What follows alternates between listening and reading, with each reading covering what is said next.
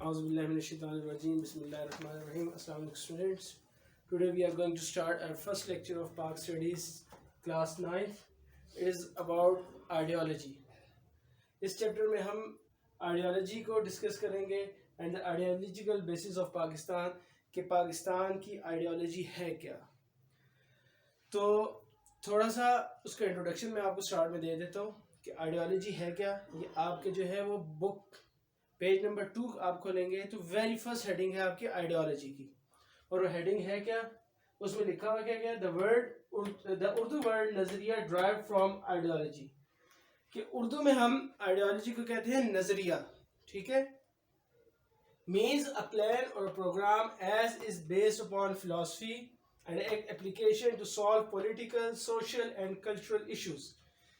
कि ऐसे इश्यूज जो आपके पॉलिटिकल इश्यूज हों, आपके सियासत के सियासी इश्यूज हों, आपके सोशल इशू हों, माशरती इश्यूज हों, कल्चरल इश्यूज हों, इन सब को एक ऐसे इन सब इश्यूज के बारे में एक ऐसा प्लान देना जिसको प्रैक्टिकली लाइफ में आप एप्लीकेबल कर सकते हो. ठीक है, वो क्या कहलाती है, आइडियोलॉजी कहलाती है.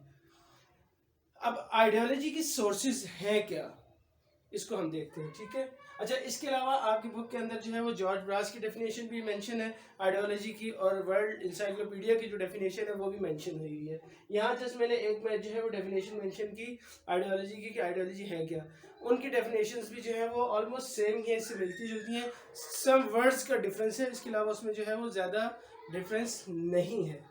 ठीक है, सोर्सेज ऑफ आइडियोलॉजी की तरफ आते हैं कि आइडियोलॉजी बनती कैसे. कोई नज़रिया, कोई भी आप कोई ख्याल, आपका कोई नज़रिया, वो किस तरह वजूद में आता है, कैसे वो जो है वो बनता है.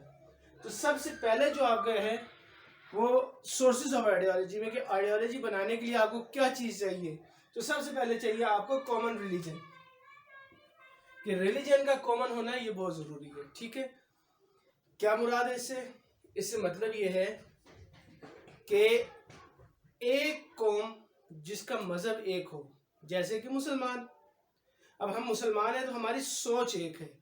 जब हमारी सोच एक होगी तो सबसे पहले चीज़ ये क्लियर हो जाए कि जो रिलीजन होता है, रिलीजन जो होता है ये हर इंसान के, चाहे वो मुस्लिम हो चाहे वो नॉन मुस्लिम हो, वो रब को मानता है, अल्लाह को मानता है, नहीं मानता, कहीं ना कहीं जाकर वो रब पे रिलीजन कुछ किसी ना किसी तरह से रिलीजन से वो रिलेट हो जाता है.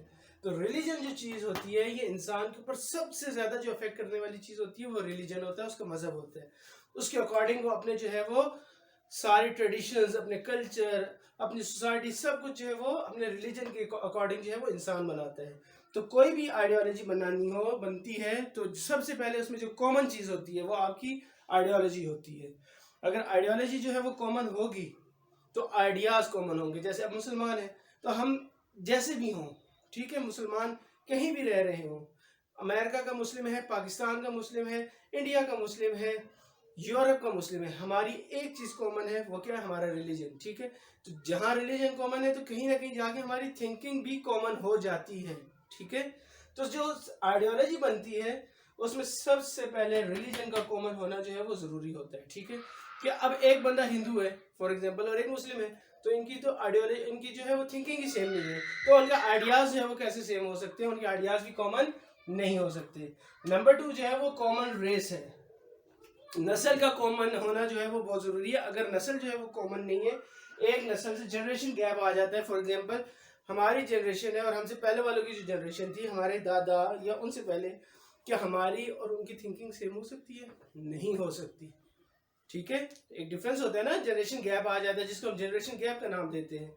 तो जब हमारे यहाँ नस्ल का भी फ़र्क होगा, जनरेशन का गैप भी होगा और कौम का फ़र्क होगा, तो उससे भी जो है वो आइडियाज़ कॉमन नहीं होते. अब मैं, जो मेरी जनरेशन है, हमारी थिंकिंग कॉमन हो सकती है, हम किसी एक बात को समझ सकते हैं, हाँ ये इश्यूज़ हैं. आप जो अब यंग न्यू जनरेशन आ रही है वो एक बिल्कुल अलग थिंकिंग वाली है. मेरे से पहले वाली जो जनरेशन गुजर गई है उसकी थिंकिंग टोटली एक दूसरे से डिफरेंट है. तो रेस, नस्ल का कॉमन होना भी बहुत ज़रूरी है, जनरेशन्स का कॉमन होना बहुत ज़रूरी है, कि ताकि जो आइडियाज़ आपके जो है जनरेट हो रहे हैं उसके ऊपर आप जो है वो एक प्लेटफॉर्म पर जमा हो सके. अच्छा जी, तीसरी चीज क्या है जो आपकी बुक में ये मेंशन है, लैंग्वेज एंड रेजिडेंसी। लैंग्वेज जुबान, रेजिडेंसी रहने की जगह जहाँ रहते हैं आप, रिहाइश। अच्छा, आपकी बुक में ये जो है आप जब उसको रीड करेंगे आप वहाँ आपको ये जब पैराग्राफ को रीड करेंगे उसमें ये मेंशन है कि लैंग्वेज जो है वो आपके कम्युनिकेशन का जो है वो सोर्स है। ठीक है, अब कम्युनिकेट करना है आपने किसी के तो थ्रू लैंग्वेज करना है ना।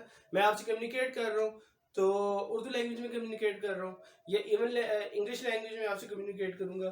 तो लैंग्वेज, अब मैं आपसे अगर जो है वो पर्शियन लैंग्वेज में बात करता हूँ, या फॉर एग्जाम्पल मैं आपसे जो है अरेबिक लैंग्वेज में बात करता हूँ, अब मुझे अरेबिक आती है और आपको अरेबिक नहीं आएगी, तो क्या होगा, आप मेरी बात सुनने के लिए रेडी नहीं होंगे। ऐसे ही है। तो लैंग्वेज जब हमारी कॉमन होती है लोगों की, तो क्या होता है कि एक दूसरे को समझ सकते हैं ना, एक दूसरे तक अपनी फीलिंग्स, अपनी थॉट्स। अब मैं आपको अपनी कोई बात समझा रहा हूँ तो हम कॉमन लैंग्वेज की वजह से एक दूसरे की बात समझ रहे हैं ना। तो लिहाजा लैंग्वेज का कॉमन होना बहुत ज़रूरी है। अगर लैंग्वेज कॉमन नहीं है तो हम अपनी जो है वो फीलिंग्स, अपनी थॉट्स जो हम सोच रहे हैं वो तो हम दूसरे तक कन्वे नहीं कर सकते। इसी तरह रेजिडेंसी है, रेजिडेंसी रिहाइश, एरिया कॉमन होना, कॉमन एरिया मस्ट है। अब फॉर एग्जाम्पल मैं इस्लामाबाद में रहता हूँ, एक बंदा वो लाहौर में रह रहा है, कराची में रह रहा है, क्या कराची के इश्यूज और इस्लामाबाद सिटी के इश्यूज क्या कॉमन होंगे? ऑब्वियसली नहीं होंगे, कि वहाँ बिल्कुल एक अलग शहर है, उनकी जो है लाइफ का एक अलग स्टैंडर्ड है। यहाँ इस्लामाबाद के लोग जो है वो अलग लाइफ स्टैंडर्ड से रह रहे हैं। तो क्या है कि रेजिडेंसी, एरिया जहाँ आप रह रहे हैं, इसका कॉमन होना बहुत ज़्यादा ज़रूरी है। अगर एरिया कॉमन होगा, रेजिडेंसी आपकी जो है वो कॉमन होगी, तो आप एक आइडियोलॉजी, एक थिंकिंग पे। अब मैं यहाँ इस्लामाबाद में हूँ, तो अगर मैं किसी इस्लामाबाद के किसी एक इशू को हाईलाइट करता हूँ तो जो इस्लामाबाद में रहने वाला है वो समझ जाएगा कि हाँ यार ये इशू तो है यहाँ। ठीक है, अब वो जो इशू मैं यहाँ इस्लामाबाद में रह के जो है इश बयान कर रहा हूँ, वो कराची वाले को समझने में टाइम लगेगा। तो इसलिए कह रहे हैं कि थर्ड पॉइंट जो है, जो आपका थर्ड पॉइंट है कि लैंग्वेज और रेजिडेंसी का कॉमन होना ये बहुत ज़्यादा ज़रूरी है। लैंग्वेज इसलिए कि कम्युनिकेट करने के लिए, ठीक है, और रेजिडेंसी किस लिए कि आपका एरिया सेम होगा, इश्यूज कॉमन होंगे, और अगर इश्यूज हम एक दूसरे को समझ सकते हैं तो हम आगे उसको मजीद एक्सप्लेन भी कर सकते हैं। ठीक है जी। Point number 4, common political purposes. Political purposes का कॉमन होना बहुत ज़्यादा ज़रूरी है। जैसे कि पाकिस्तान का बनना, कि एक आइडिया दिया गया कि हम एक सेपरेट नेशन है, मुस्लिम्स आर सेपरेट नेशन, ठीक है, ये बात की गई ना। और उसके बाद हमने इस पे जो है वो वर्कआउट किया और सारे जो है वो इस बात पे जमा हो गए, एक पॉलिटिकल कॉज हमने बना ली। ठीक है, और उसको हमने जो है वो एक पॉलिटिकल इशू के तौर पे क्रिएट किया, और ब्रिटिश को इस बात पे जो है हमने फोर्स किया कि वो हमें यहाँ एक इंडिपेंडेंट एंड सॉवरेन स्टेट जो है वो दें। ठीक है, हमें जो है ये डिवाइड करें, सब कॉन्टिनेंट को डिवाइड करें। तो मजबूरन जो है वो ब्रिटिश ने हमें जो है वो फिर एक सेपरेट स्टेट जो है वो दी। ठीक है, उन्होंने हमारे उस जो हमारा उस वक्त का मुतालबा था उसको उन्होंने डिमांड को जो है एक्सेप्ट किया। तो यहाँ जो है वो पॉलिटिकल पर्पस अगर कॉमन होगा कि कोई आपका सियासी मकसद जो है वो आपके अगर एक होंगे, मकासद एक होंगे, तो आपकी सोच भी एक होगी, एक डायमेंशन में आप चलेंगे, तो यहाँ जाके जो है वो आइडियोलॉजी जो है वो बन सकती है। ठीक है, कोई आइडिया जनरेट हो सकता है। कॉमन कस्टम्स है लास्ट वन। जहाँ रहते हैं तो ऑब्वियसली हमारे कोई ना कोई ट्रेडिशंस होते हैं, कस्टम्स होती हैं, हमारे माशरती जो है वो कुछ ना कुछ अक़दार होती हैं, उनके अकॉर्डिंग हम चल रहे होते हैं। मुस्लिम सोसाइटी है तो मुस्लिम कस्टम्स होंगे, इस्लामिक कस्टम्स होंगे, और अगर नॉन मुस्लिम सोसाइटी है तो उनके अकॉर्डिंग उनके रिलीजन के जो कस्टम्स है, ट्रेडिशंस है, वो उनको फॉलो कर रहे होते हैं। तो वही बात कि ये चीज़, इसको हम अगर देखें तो ये 5 पॉइंट्स जो हैं, कोई भी आपने आइडिया देना है तो सबसे पहले क्या है, रिलीजन। रिलीजन अगर कॉमन है तो हमारी थिंकिंग कॉमन होगी, हमारे आइडियाज कॉमन हो सकते हैं, हम आइडियाज कॉमन जनरेट कर सकते हैं। ठीक है, कॉमन रेस, अगर हमारी नस्ल सेम होगी, हमारी जनरेशन सेम होगी, तो क्या होगा कि हमारी थिंकिंग सेम हो सकती है। जब थिंकिंग सेम है तो हमारे आइडियाज कॉमन हो सकते हैं। ठीक है, जब आइडियाज कॉमन होते हैं तो वही आइडियाज क्या बनाते हैं, फिर आगे चलकर आपकी आइडियोलॉजी बनाते हैं। ठीक है, इसी तरह लैंग्वेज कॉमन होना, रेजिडेंसी एरिया का कॉमन होना, ये बहुत ज़्यादा जो है मैटर करता है आपकी जो है वो आइडियोलॉजी के होने के लिए। इसके अलावा जो है पॉलिटिकल पर्पसेस आपके कॉमन होना बहुत ज़रूरी है कि किसी मकसद के लिए ना, आपका अगर कोई सियासी मकसद है तो ये भी आइडियोलॉजी आपके आइडियाज़ को जनरेट करते हैं, ठीक है।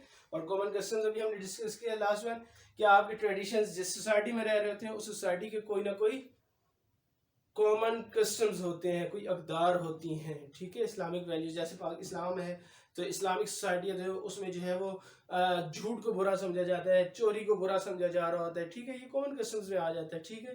तो ये चीज़ जो है इसका हमने यहाँ ख्याल रखना है। ये जो 5 पॉइंट्स हैं ये मिलकर क्या बन जाते हैं, ये इन सब को हम कहते हैं सोर्सेज ऑफ आइडियोलॉजी, की आइडियोलॉजी बनती कैसे है।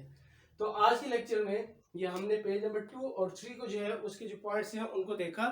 इसमें बात ये हुई है कि आइडियोलॉजी है क्या और आइडियोलॉजी बनती कैसे है, ठीक है। तो नेक्स्ट लेक्चर में हम आइडियोलॉजी की सिग्निफिकेंस, इंपॉर्टेंस जो है उस पर हम बात करेंगे कि आइडियोलॉजी की सिग्निफिकेंस क्या है, उसकी इंपॉर्टेंस क्या है। एंड नेक्स्ट लेक्चर जो है हमारा उसके बाद जो है वो आइडियोलॉजी ऑफ पाकिस्तान होगा। तो इंशाल्लाह नेक्स्ट लेक्चर में हम आइडियोलॉजी ऑफ पाकिस्तान में बात करेंगे कि पाकिस्तान की आइडियोलॉजी है क्या, क्या पाकिस्तान वाकई किसी आइडियोलॉजी पे बना है, किसी नज़रिए में बना हुआ है, किसी खास आइडिया की बेस पे बना हुआ है, ठीक है। तो ये सब जो है वो हम इंशाल्लाह नेक्स्ट लेक्चर में डिस्कस करेंगे। तो तब तक के लिए अल्लाह हाफिज़।